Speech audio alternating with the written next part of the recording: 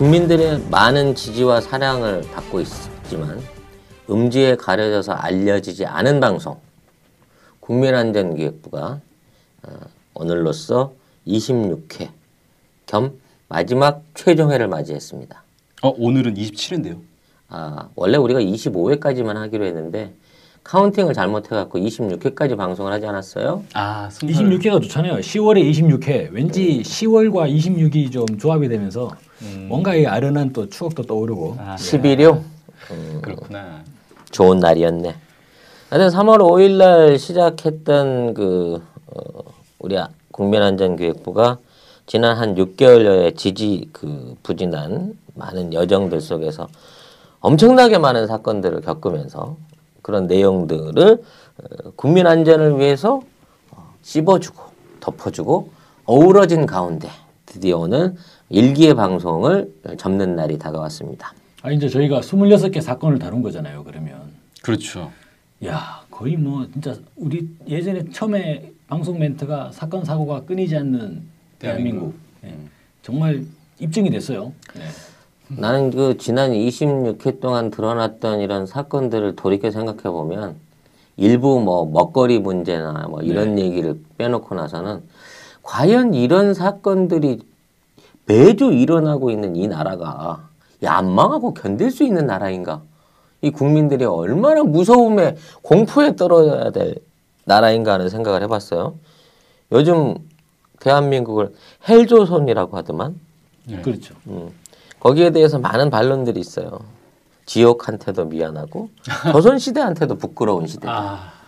조선시대는 그래도 서민이 살만하고 500년이나 이어져 왔던 전통이 있던 국가였고 지옥이라는 데는 그래도 최소한 악인은 벌을 받는 곳인데 도대체 이 대한민국은 지옥도 아니고 조선시대도 아니고 이런 상황으로 조선시대에 자살하는 사람들 그렇게 많이 없었어요. 조선시대에 그치. 이렇게 집 없는 서민이 많지 않았다고. 네. 이런 군정과 어떤 사학의 어떤 완벽한 몰락한 이런 지경 하에서도 우리 국가가 아직 유지되고 있다는 게 신기할 정도인데 우리는 그렇게 이런 내용에 대해서 떠들었건만 별로 그동안의 평가는 우리한테 그렇게 썩 호의적이지는 않았던 것 같아요. 어때요? 좀 지난 6개월 동안의 방송을 되돌아본 느낌이? 저는 일단 이 곽 차장으로 2차장으로 이렇게 좀 여러 방송들을 진행을 했는데요. 그렇죠. 인텔리 차장으로 역할을 했었죠. 아주 얄미운 차장, 아주 싸가지 없는 차장. 예. 근데 방송을 하면 할수록 캐릭터에 몰입하는 듯한. 예. 정말 제가 싸가지가 없어지는구나. 방송 끝나고 나면 정말 나의 정체성이 뭐지? 이런 생각도 드는데 정말 정원이가 이렇게 특채만 해준다고 하면 예, 그럼 지금이라도 마음껏 기량을 펼치고 싶어하는 진짜 예. 근데 방송을 하면 할수록 그런 생각들이 많이 들었어요. 그러니까 어떤 캐릭터를 제가 연기를 하고 있는데 정말 이런 거 아니냐, 진짜. 어딘가는 있을 것 같은 인간. 네. 하다 보니 정말 그럴 것 같고 어딘가 수많은 이제 제2의 곽 차장들이 지금 사실상 대한민국 사회를 이끌어가는 그런 제도층들이 사실 내가 연기한 그런 캐릭터 아닐까 그런 생각이 서서히 이제 굳어지더라고요. 그나마 좀 양심을 지키면서 나름대로 바른 소리를 하려고 했던 우리 문 차장의 경우는 어떻게 느끼십니까? 저는 곽 차장이 밀려가지고 조직에서 왕따나 당하고 정말 맨날 구박받고. 근데 저는 방송하면서 이 많은 대한민국의 사건 사고들 접할 때 왜 이런 망해야 정상인 나라인데 안 망하고 있을까에 대해서 생각을 해보면 왜 개구리 삶을 때 물에다가 이제 개구리를 넣어놓고 불을 떼면 처음엔 개구리가 이렇게 따뜻하니까 물이 따뜻하니까 이렇게 수영을 계속 치다가 자기도 모르게 이제 수영하던 모습 그대로 딱 죽잖아요. 그래서 만세를 부르면서 죽어서 만세탕이라고 부른다고 하는데 나라가 이렇게 급격히 망해가고 있는데도 불구하고 사람들이 이걸 어떤 큰 충격으로 받아들인다기보다는 IMF 망한다라고 했는데 안 망하고 버티더라는 거예요. 그 뒤로도 이렇게 여러 일들 터져도 이놈의 나라는 망하겠구나라고 하면서도 어떻게 또 안 망하고 그냥 버티고 있고 그러니까 이게 익숙해져 버린 게 아닌가. 무슨 사건이 터져도 메르스 사건, 세월호 사건 뭐 이런 사건들이 터져도 그렇지. 뭐 탄저균에 뭐 목함질에 지금까지도 버텼는데 RCS에 뭐 정말 진짜 사고가 끊이지 않았어요, 진짜로. 아니 이게 잘 자라는 게 아니라 정말 굵직굵직한 사고였어. 하나하나가 정권이 바뀔 만한 사건들 아닙니까 사실은. 나 같은 경우에는 이제 애초에 대한민국 안에 굴러다니는 모든 정보와 언론은 이미 어느 한 조직 내지는 세력에 의해서 통제받고 조절받고 왜곡되고 있다는 전제 하에서 이제 부장 역할을 한 건데 나는 그런 류에 대한 확신을 더더욱 굳힐 수밖에 없어요. 지금 최근에 작금에 있어서 그 전직 대통령의 아들이 연루되어 있는 마약 사건에 관련된 내용이 아직까지도 공중파 언론에서 한 번도 다뤄지지 않고 있는 것들이나 어떤 정권의 안보에 심각한 위험이 될 수 있는 또는 소소한 대통령의 동정 안에서 말 그대로 웃음거리가 될 수 있는 여러 가지의 뉴스들과 정보들이 이제는 노골적으로 완벽하게 통제되고 있는 현상을 봐요. 그렇다고 치면 이건 우연이 아니다. 모든 언론이 자기 검열을 통해서 말하자면 국가한테 잘 보이기 위해서 이런 것들을 통제하고 있는 게 아니라 어떤 세월호 사고 이후에 아주 공동의 어떤 그 오보가 동시에 떴었고 그 오보에 대한 그 제공자가 지금도 알려지지 않는 것처럼 지금 대한민국의 모든 정보와 어떤 언론은 통제받고 있다는 생각이 우리 그 컨셉에서 보여줬던 부장의 캐릭터 같은 사람이 실존하고 있다라는 생각을 하게 되는 거예요. 다만 그들이 국정원이거나 민정수석실이거나 검찰이거나 하는 우리가 기존에 알고 있던 단계의 조직을 뛰어넘는 어딘가에 숨겨진 조직이 있겠구나 하는 생각을 하게 돼요. 뭐 방금 뭐 일부 짚어보긴 했지만 개별적으로 이제 각자 자기들이 돌아가면서 우리가 대본을 썼었으니까 그런 관리해왔던 에피들 중에 제일 기억에 남는 에피나 사건은 어떤 게 있었습니까? 각 차장부터. 저는 무엇보다도 그 세월호 관련 보도를 바로 이제 입에 올릴 수밖에 없는데요. 왜냐하면 세월호 사건 자체가요. 잊을래야 잊을 수 없는 사건이에요. 잊혀질만 하면 정부가 시행령으로 뒤통수를 빡 때리고 또 잊혀질만 하면 바로 이번에 어떤 보도 나온지 아십니까? 황기철 해군 참모총장 그 사람 저 통일감 관련 비리로 구속됐다 그랬잖아요. 무죄 선고 받았어요. 무죄 선고 이번에. 그러면 이거 뭐가 되냐 이거는. 아니 저는 바로 세월호를 떠올릴 수밖에 없는 것도 바로 제가 여기 오는 길에 이제 그 언론이나 쭉 보다 보니까 황기철 해군 참모총장 무죄 선고. 야 이거는 정말 또 뒤통수를 세게 딱 맞는 느낌이죠. 그때 또 어땠습니까? 다들 뭐 통영함이 이 최고의 구조함이 왜 출동을 못했냐 하다가 정부청 돌리는 이런 거였잖아요. 비리로 점철돼 있다 지금. 배가 출동을 못할 지경이다라고 했는데 근데 그 비리의 이제 하나의 대표적인 인물로 황기철 실제 구속되지 않습니까? 근데 무죄 선고라니 이건 또 어떻게 되는 거냐. 물론 이제 저희가 그 판결문의 실제 내용들을 자세하게 들여다봐야지만이 법원의 판단을 알 수 있겠습니다만 이게 잊혀질만 하면 딱 떠오르는 느낌들을 잊을 수가 없어요. 그리고 또 지금 이제 세월호 이 수중에 있죠 아직까지. 세월호 이제 이 수중 인양 관련 작업들을 하고 있는 것 같아요. 그러다가 폭파 사고가 났다 그러죠. 이런 소식들이 나타나는 걸 보면 아니 그럼 지금 이걸 뭐 어떻게 하고 있나? 이 그야말로 어떤 말씀이냐면 세월호 사건은 어쩌다가 한번 일어난 그리고 이제 종결된 사건이 아니라 여전히 진행 중인 사건이고 이것이 어쩌면 대한민국의 아까 부장님이 말씀하신 것처럼 실제 존재하는 찌 부장이나 아니면 곽 차장 같은 그런 인물들이 실제로 좀 어떤 관여가 있는 건 아닌가라는 의구심을 계속적으로 떨쳐버릴 수 없죠. 그러다 보니까 마치도 이것이 왜 그런 거 있지 않습니까? 끝나지 않은 드라마를 계속 보는 듯한 느낌. 그래서 저는 이 세월호 관련된 부분을 좀 잊을 수가 없네요.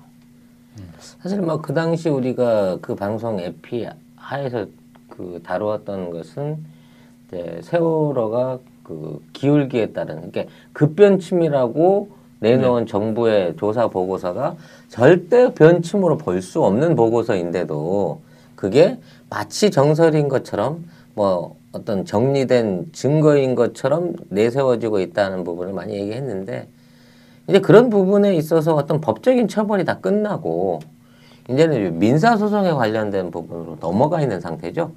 그리고 그런 민사상의 소송 하에서 또 다른 증거들이 하나씩 둘씩 나타나고 있단 말이에요. 어디선가 뭐 45도 각도로 떨어져서 세월호의 난간을 부셔버린 어떤 미사일 모양의 어떤 충격체. 예, 그 뭔가가 있었죠. 그 다음에 해경이 도착해가지고 조타실에서 끌고 나온 것으로 보이는 어떤 물체. 네. 그런 내용도 있었고, 뭐 최근에는 그 법정 증언 하에서 세월호 침몰 사고 접수 이전에 해군 함정이 그 옆에 있었던 이유에 대한 뭐 이런 존재 여부에 대한 증언이 나타나는 등 여러 가지 이해할 수 없는 지금 그 조각 증거들이 나타나고 있어요.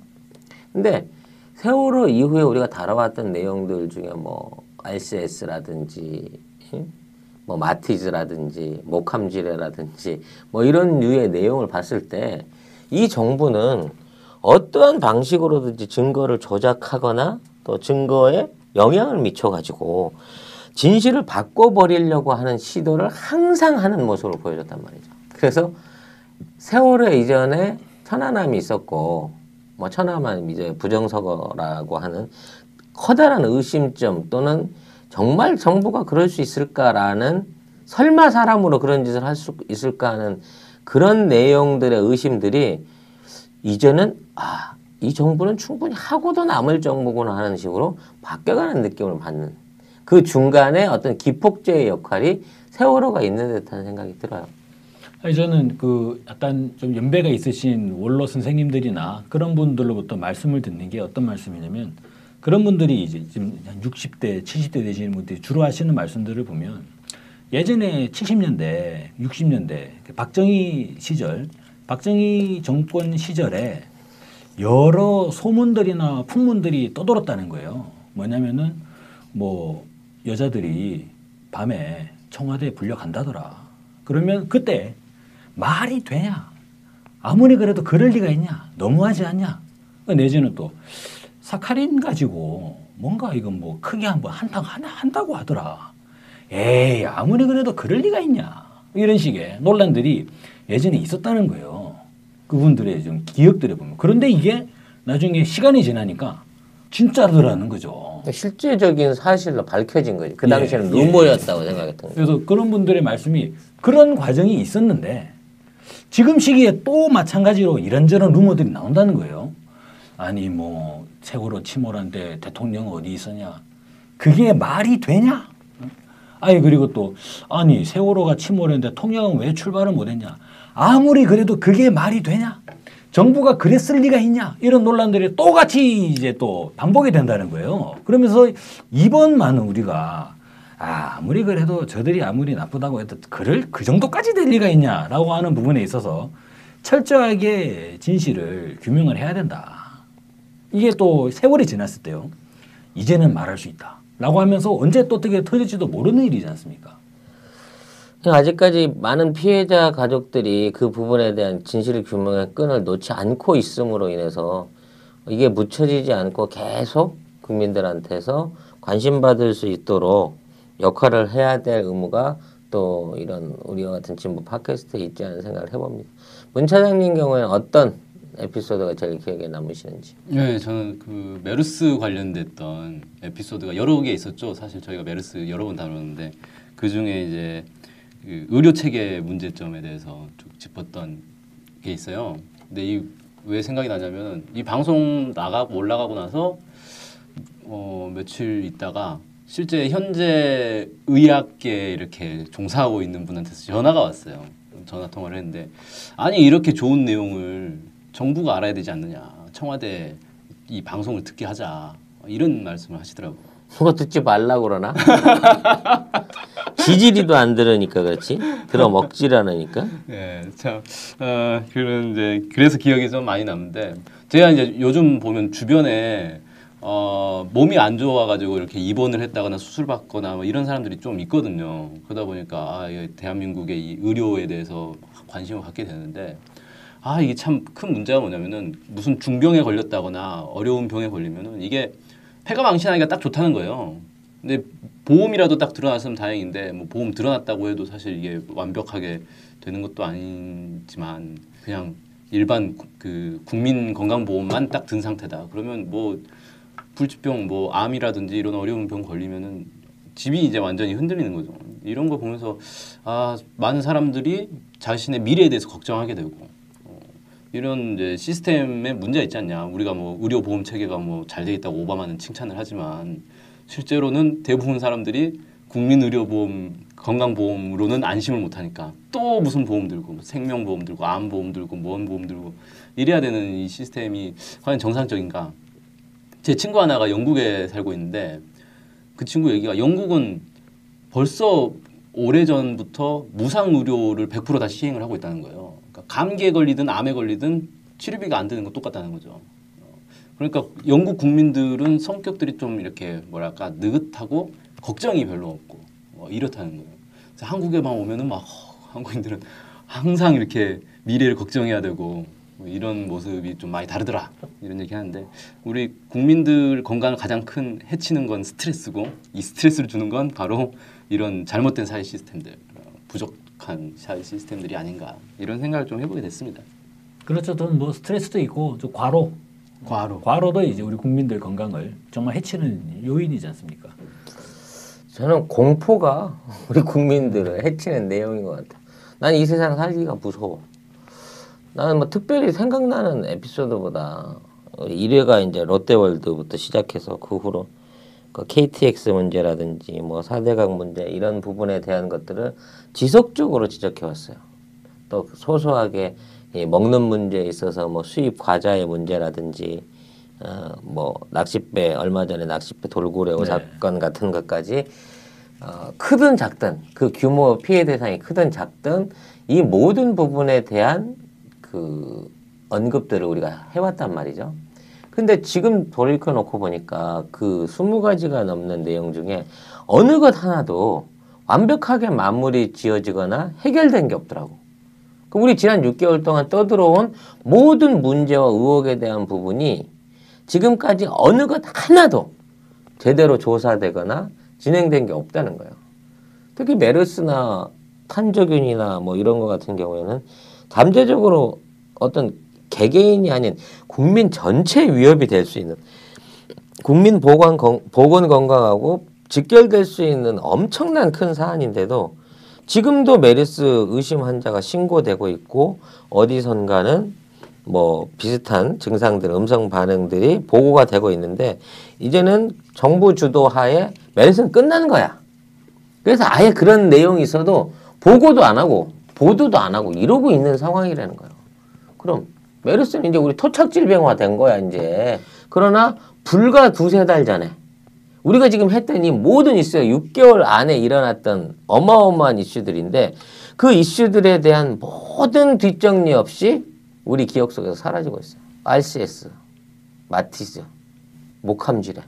뭐 어느 것 하나 정상적으로 결론 내리고 정상적으로 증명됐거나 거기에 대한 내용이 결말이 난 게 있냐고. 또 이런 것에 대한 뭐 법적 조치라든지 정부의 뭐 보장 대책이라든지 재발 방지에 대한 약속이 있었느냐 말이야. 하나도 없어. 당한 사람만 불쌍하고 죽은 사람만 불쌍한 거야. 그 목함질환으로 다리 다친 사람 뭐 한 달까지만 정부에서 치료해주고 그 다음부터 치료비를 본인이 내야 된다 뭐 이런 뉴스 나왔었는데 전례 없이 그거를 던져주는 뭐 이런 특혜가 있었죠. 근데 그런 내용에 대해서 내가 구체적으로 어떻게 됐다, 어떤 형식으로 피해를 받았다 이런 부분에 대한 내용도 흐지부지 하다 다 끝나버렸단 말이에요. 그러니까 우리 방송이 재미없었고 안 들렸던 사람들한테 이 메아리를 맺히지 못한 거는 우리가 목소리가 작았던 것도 있을 수 있지만 그런 목소리들 전해주려고 하는 어떤 사회적 기조도 없었고 그리고 듣는 사람들도 외면해버린 거지 듣고. 이 문제는 나랑 상관없는 문제라고 외면해버리지 않았느냐고 싶은 거예요. 어차피 이제 지난 방송을 해오면서 여러 가지로 지금 우리 국가나 사회가 지금 당면에 있는 문제 중에 심각하다고 생각될 수 있는 부분들이 각자 있었을 거예요. 어떤 부분이 가장 문제가 있다고 판단했습니까? 각 차장. 아, 예. 저는 뭐 뭐니 해도 이 사회 전체의 문제를 제기하는 데는 그 지도적 위치에 있는 사람들이 이제 책임을 져야 되지 않나. 정치 지도자들. 정치 지도자 그리고 뭐 경제계, 재계 아니면 그렇지. 뻑하면 뭐 그런 분들이 계시잖아요. 뭐 나라를 걱정하는 원로들의 모임 해가지고 태극기 뭐 성조기 들고 나오시는 분이 있는데 좀 이른바 지도층, 사회 지도층을 자임하는 하긴 그게 다 자임한 거야. 누가 저보로 지도층이라고 인정한 그렇죠. 적이 없거든. 그렇죠. 자타가 고민하는 지도자는 지가 그냥 지도자라고 그래. 예. 그러면 속된 말로 이를테면 뭐 골프장 자주 다니시는 분들, 예. 그런 분들의 일정한 좀 무책임성이 있지 않나. 나 몰라라. 나만 안 다치면 된다. 하긴 뭐 우리 최고 통수권자가 별명이 나몰랑인데 네. 그 밑에 딸려 있는 다른 장들 대가리들은 거기에서 누가 내가 책임지고 그만두겠어 내지는 내가 책임지고 물어내겠어라고 말하는 놈 한 놈을 못 봤잖아 우리가. 그리고 이게 예전에 군부 독재 시절부터 한국 사회에 쭉 형성되는 정서가 있지 않습니까? 나서면 다친다. 중간에 서라. 뭐 이런 거 있잖아요. 그래서 그 누구도 이제 나서서 뭔가를 해결하려 하지 않고 그 보신주의, 몸살리는 거. 나만 안 다치면 되고. 그 일찍 퇴근해가지고 직장 지키면서 뭐 부모님 이제 뭐 생신되면 해외여행 한 보내드리고 그러면 집안에서 효자 소리 듣고 가정에서 뭐 우리 정말 훌륭한 아버지 소리 듣고 근데 결과적으로 보면 그 사람의 사회적 기여는 뭐가 있냐라고 할 때 그냥 안정적인 뭐 고위직 공무원 정도 되겠죠. 근데 저는 그런 분들이 물론 이제 한국 사회에서 열심히 일하시는 분들도 계시죠. 계시지만 저는 이런 부분들이 보이는 거예요. 이상하게 아래로 내려갈수록 열심히 일하시는 분들이 점점 많아져요. 사실 이게 도덕적인 불감보다도 정말 이렇게 웃대가리가 썩어 있다 보니까 청렴하고 바르게 된 사람은 밑에서 갖다 쓸 수가 없는 거야. 자기 인재로. 그러다 보니 장관 이하 뭐 총리고 나발이고 병역 문제, 재산 문제 뭐 하나 흠집 없고 결함 없는 사람이 없는데 이제 그 정도 결함은 별거 아닌 것처럼 보이는 거야. 마치 공직자에게 도덕성을 요구하는 거는 이 개한테 똥을 끊으라고 하는 얘기나 똑같은 것처럼 느껴질 만큼 모든 지도층에 있는 게 고위층에, 난 지도층이라고 생각하지 않아. 높은 자리에 올라가 있는 모든 사람들이 도덕적으로도 그렇고 현실적으로도 그렇고 다 썩어 있는 그런 뒷모습을 보여주더라는 거죠. 지금까지도. 그러니까 누군가 하나 뭐 믿고 존경할 만한 우리 주변의 어른이나 모범이 없는 사회가 돼버린 것 같아요. 문 차장 입장에서는 또 어떠신지. 네, 뭐 이어서 이렇게 얘기할 수 있을 것 같은데 원래 윗물이 맑아야 아랫물이 막다르잖아요. 그러니까 이 고위층들이 이렇게 이 비도덕적인 모습들을 이렇게 계속 보여주니까 국민들 속에서도 이제 사회 전반적으로 이게 당연시되는 분위기가 딱 생겨버렸어요. 그러니까 정직하게 깨끗하게 일해가지고 돈 버는 사람들은 이제 바보가 되는 사회가 돼버렸잖아요. 정말 이게 지옥보다도 더한 거 같거든. 그러니까 지옥이면 진짜 나쁜 짓 하면 벌이라도 받지. 이건 나쁜 짓 하면은 그 뭐죠? 얼마 전에 그 정신대 그 집회 때 분신하신 분 있잖아요. 그분이 이제 그 얘기했죠. 독립유공자 네. 후손이시던 그분. 독립운동가 후손들은 맨날 이렇게 가난하게 살고 천대받고 사는데 일제 친일파들 후손들은 지금 완전히 떵떵거리고 다 그 고위층이라고 말하는 사람들이 다 그런 사람들 아닙니까?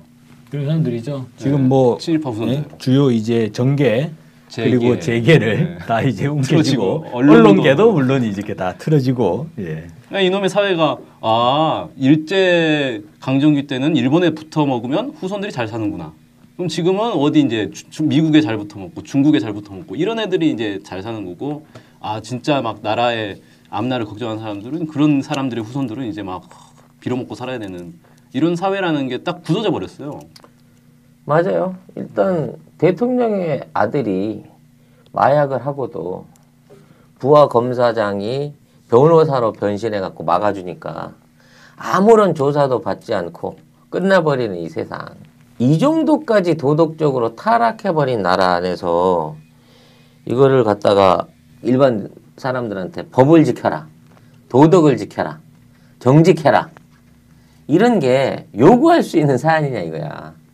그게 지키면 지킬수록 자기 손해라는 게 증빙이 되고 있는데, 그리고 높은 위치에 가면 갈수록 법보다는 자기 위주의 불법과 탈법을 저지르면서 더 호의호식하는 모양을 보여주고, 범죄를 저질러도 처벌받지 않는 모습을 보여주는데 어떻게 국민이 좌절하지 않을 수가 있겠어요. 이건 국민의 탓이 아니야 사실은. 나도 이어서 같이 얘기를 하자 보면 이런 사건이나 이런 내용들이 대한민국 5,500만 국민 중에 몇 사람이나 이 얘기를 알고 넘어가냐 말이지. 우리끼리는 다 아는데 우리가 동네 유일한 3사람이더라니까. 응? 우리 인구들, 우리 나라 국민들 중에 100만 명만이라도 이 얘기를 하면 입에 입소문을 통해서 아니 명박이 아들이 뽕했다며. 근데 밑에 부하들 시켜갖고 조사도 안 시키고 빼돌렸다며. 지금 어디 있는지 기소도 못하고 한국엔 있지도 않다며. 이런 얘기들이 입소문으로만 돌아도 이거는 뭐 민심이라 그럴까? 어떤 이런 상황에 대한 단죄라든지 정의 구현에 대한 얘기가 있을 수 있는데 전혀 몰라. 그냥 오히려 동물원에 무슨 표범이 새끼를 낳았다는 둥 이런 뉴스는 15분 동안 하는데 김무성이 딸이 사유랑 마약을 했는데 주사기로 검사를 했는데 내용이 안 나오더라. 뭐 이런 내용에 대해서는 아예 이런 방구를 안 하고 있단 말이지. 그러면 이게 왜 안 하게 되느냐 이거야. 누가 일일이 윤전기를 돌아다니면서 다 때려 맞고 텔레비전 방송 카메라 앞에서 총을 들고 겨누고 있는 건 아니잖아요. 실제로 그 언론이라고 하는 공기를 갖고 있는 언론사와 언론사에 있는 사람들이 돈의 논리에 빠져서 아니면 어떤 자기 출세와 자기 입신을 위해서 그런 것들을 보도하고 국민들에게 알려야 될 의무를 저버리고 있다는 얘기예요. 이거는 우리나라 안에서 앞으로 어떤 형태로든지 정권이 개혁이 일어나거나 사회 구조가 일어났을 때 가장 엄단을 받아야 되고 처벌받아야 될 그룹이 이런 언론으로 부역을 했던, 지금의 이런 상황을 알리지 않고 용비어 청가를 불러대고 있는 이런 쓰레기 같은 언론들이 가장 나쁜 죄를 짓고 있다고 나는 생각이 들어요. 이런 아쉬운 어떤 울분 속에서도 우리는 사실 그동안 충분한 얘기들을 시청자한테 전하지 못한 것 같습니다. 그건 이제 우리의 매체의 문제에서 그 어떤 우리가 호감도를 못했던 바도 있었을 것이고, 우리의 방송의 내용이 부족한 바도 있었을 것이고, 이제 국민들이 이해하시기에 이제 그만해라. 그런 그 계속되는 비판들은 이제 지겹다. 막 평소에도 괴로운데 이런 얘기까지 받아가면서 열받을 필요가 뭐 있겠냐라고 생각하셨기 때문이라고 생각하고 싶습니다. 왜? 우리는 진짜 할 만큼 했거든 사실. 응? 저도 그런 생각이 들어요. 예를 들어 가지고 뭔가 이렇게 이 쇠고기 전골이 있어요. 뭐 궁중 떡갈비가 있어요. 맛있잖아요. 요리가 좋아요. 네. 근데 말만 들어도 침 고이네. 오늘도 떡갈비, 내일도 떡갈비, 모레도 떡갈비. 그러면 저기 내일 메뉴는 떡갈비입니다.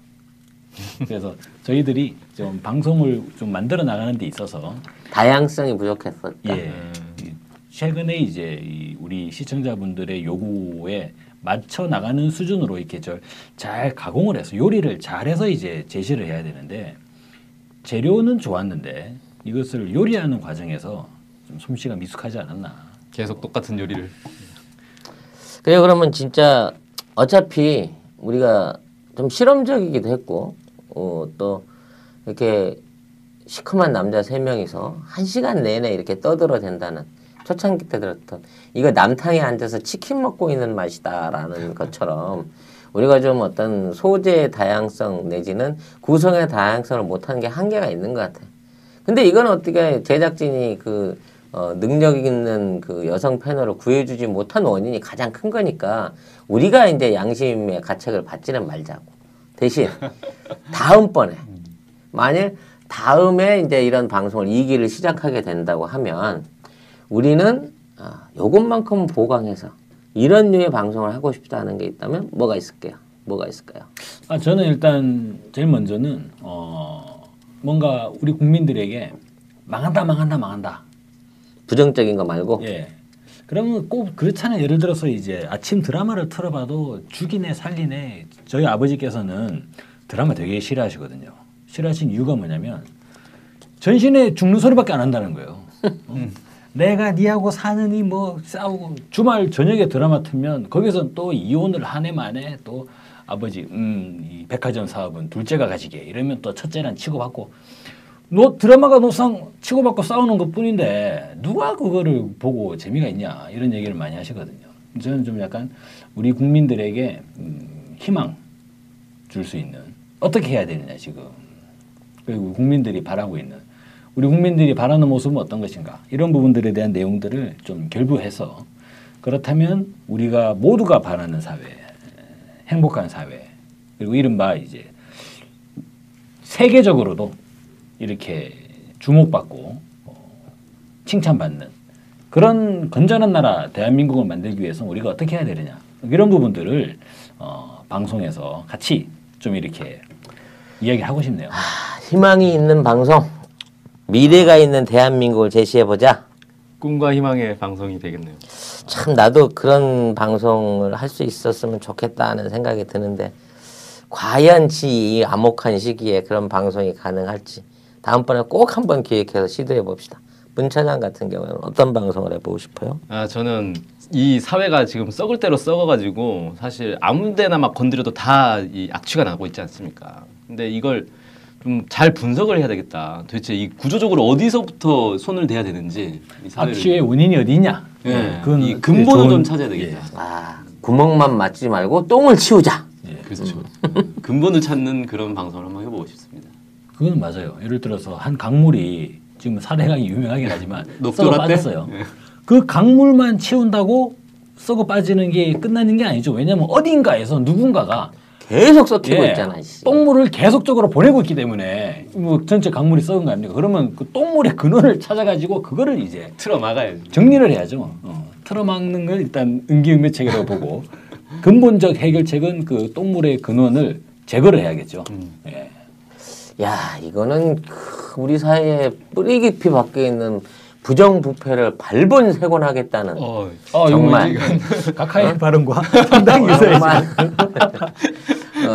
우리 근혜 언니의 어떤 그 국정 위상이랑과 똑같은 내용인데 과연 근혜도 못하는 이거를 문 차장이 해낼 수 있을지 청와대에서 불러주면 할 수 있을 것 같습니다. 절대 그럴 일이 없다고 보고 부장님은 뭐 어떤 거 해보시고 싶습니까? 나 같은 경우에는 폐쇄적이지 않은 커뮤니티가 있는 방송을 해보고 싶어요. 그러니까 우리가 사실 우리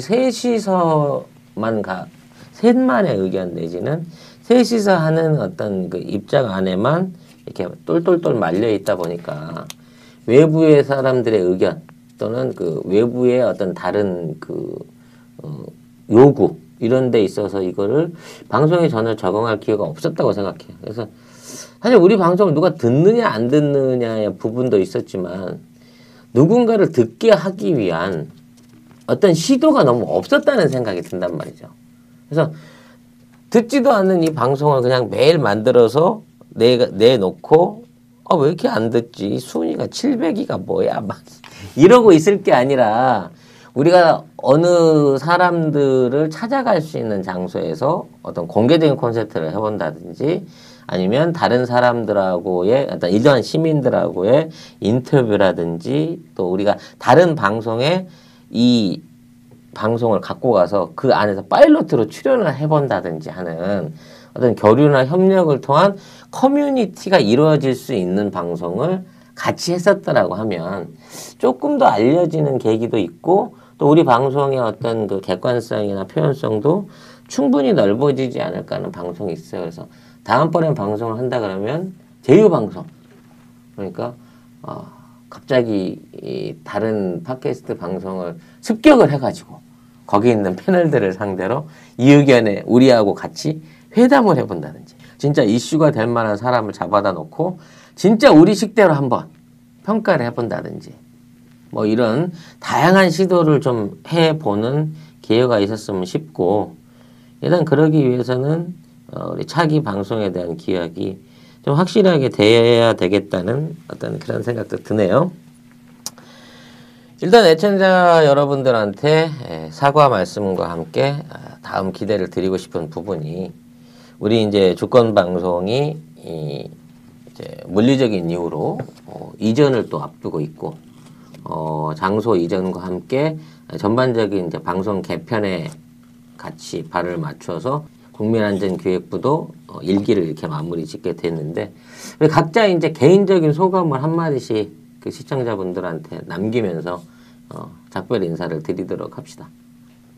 방송 일을 처음에 이제 해보기 시작을 하면서 사람들이 나를 어떻게 볼까 이런 생각들이 좀 많이 좀 들다가 언젠가부터는 그런 생각이 좀 안 들기 시작했어요. 왜냐하면 이제 방송에 나오는 나와 실제 내가 같은 인물 물론 이제 물리적으로 같은 인물이지만 캐릭터가 이제 어차피 다른 인물이고 너무 이제 내가 뭐 그런 시각이나 이런 걸 의식할 필요는 전혀 없는 거니까. 근데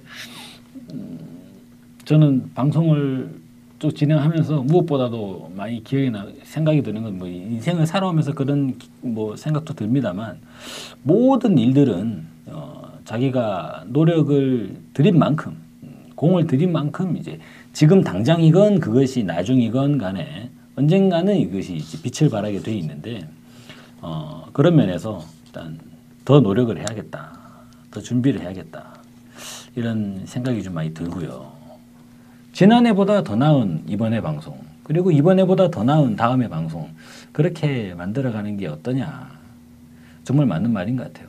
물론 모든 일에서 그래야겠습니다만 더 열심히 노력하고 귀를 여는 그런 방송자가 돼야겠다 이런 생각입니다.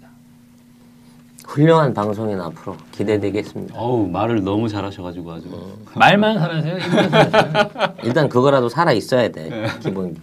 얼굴은 안 나가니까. 네.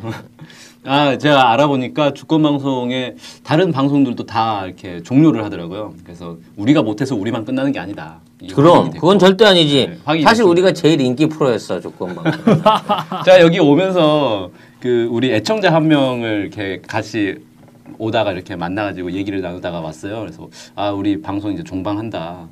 그랬더니 정말 재밌게 들었는데 너무 안타깝다, 아쉽다, 뭐 이런 얘기를 막 하더라고요. 부인 아니야? 아닙니다. 진짜 애청자였어요. 그게 사회적 관계에서 형성되는 이제 립 서비스는 아니고. 그런 거 아니고 나도 애청자인지 몰랐어요. 근데 얘기하다 보니까 방송 나 재밌게 듣고 있었다. 뭐 이렇게 얘기하더라고요. 되게 눈물 나고 좀 더 하면 그러면 순위가 올라갈 수 있을까? 라는 생각을 잠시 한 0.5초 정도 했다가 아닐 거라고 확신을 하고 그랬는데 아무튼 좀 아쉬운 거는 더 많은 노력을 기울여서 더 좋은 작품들을 만들어냈어야 되는데 그게 안 됐던 게 좀 아쉽고 우리가 이제 중간에 한번 이렇게 바꿨잖아요 형식을. 그래서 이렇게 약간 라디오 극처럼 이렇게 바꿨는데 그걸 좀 더 빨리 바꿔서 좀 더 익숙해져서 잘 해보면 이것도 괜찮은 컨셉이었던 것 같은데 그게 꽃을 막 피우려고 하다가 결국은 피우지 못한 게 좀 아쉽다. 다음에 이런 기회가 있으면 정말 더 준비를 열심히 해야 되겠다. 뭐 이런 생각 해봤습니다. 네, 저도 아쉽기는 마찬가지입니다만 꼭 아쉬워만 할 일은 아니라고 생각합니다. 제가 이제 제 책 찌라시의 중국 이야기 같은 경우에도 사실 굉장히 기대를 많이 하고 그 책을 펴냈고 그 책이 처음 나갈 때만 하더라도 반응이 좋았어요. 초판까지는 금방 한 일주일 만에 초판이 다 나갈 정도로 반응이 좋았는데 뭐 어느 순간에 갑자기 이렇게 이제 시들해지고 마케팅이 뒷받침이 안 되니까 책이라는 게 그런 거거든. 사실은 책도 내 돈 그대로 팔리는 게 아니라 그 책이 팔릴 수 있는 위치에 갖다 놓는데 어마어마한 비용이 들어요. 매대를 차지하고 어떤 뭐 그 광고를 때려야 되고 그렇죠. 표지판이라도 하나 세워야 되는 게 있어야 되거든. 근데 나는 그걸 할 수 없는 입장에서 책 내용만 좋으면 책이 잘 팔리겠지, 꾸준히 팔리겠지 하는 생각을 했는데 그게 되지 않더라고. 우리가 아쉬운 거는 다만 우리가 이런 그 방송들이 주류라든지 많은 부분 많은 사람들한테 알려질 수 있는 그 활동이나 역할을 할 수 있는 조금 그런 부분에 뒷받침이 부족했었다는 선에서 그런 아쉬움일 뿐인 거예요. 우리가 지난 그 26회 동안 꾸준하게 지적해 왔던 사항은 물론 국민들에게는 들어주는 사람이 적고 반응이 적어서 아쉬울 수는 있겠지만 그 당시에 우리가 그런 내용으로 얘기를 했다는 것만큼은 시대의 기록으로 앞으로도 계속 남아있을 겁니다. 3년 후, 4년 후, 30년 후에도 뒷날의 역사를 기억하는 사람들이 과거를 회상해 보면 우리가 방송했던 회차의 그 날짜에 우리가 그런 부분에서 통렬하게 비판하고 그런 부분에 대해서 지적했던 것만큼은 반드시 기억될 수 있을 만한 역할을 했고 그것만으로도 국민안전기획부가 걸어온 지난 6개월은 정말 의미 있었다고 저는 평가하고 싶습니다. 그리고 정말 성실하게 같이 이 방송을 위해서 노력해왔던 우리 동료들 그동안의 수고 정말 자축하면서 고생하셨고 또 다음 방송에서 또 더 좋은 기획으로 한번 다시 제2의 국민안전기획부를 만들 수 있는 날이 오기를 바라겠습니다. 그동안 수고하셨습니다. 수고 많으셨습니다. 예, 수고했습니다. 수고하셨습니다. 끝.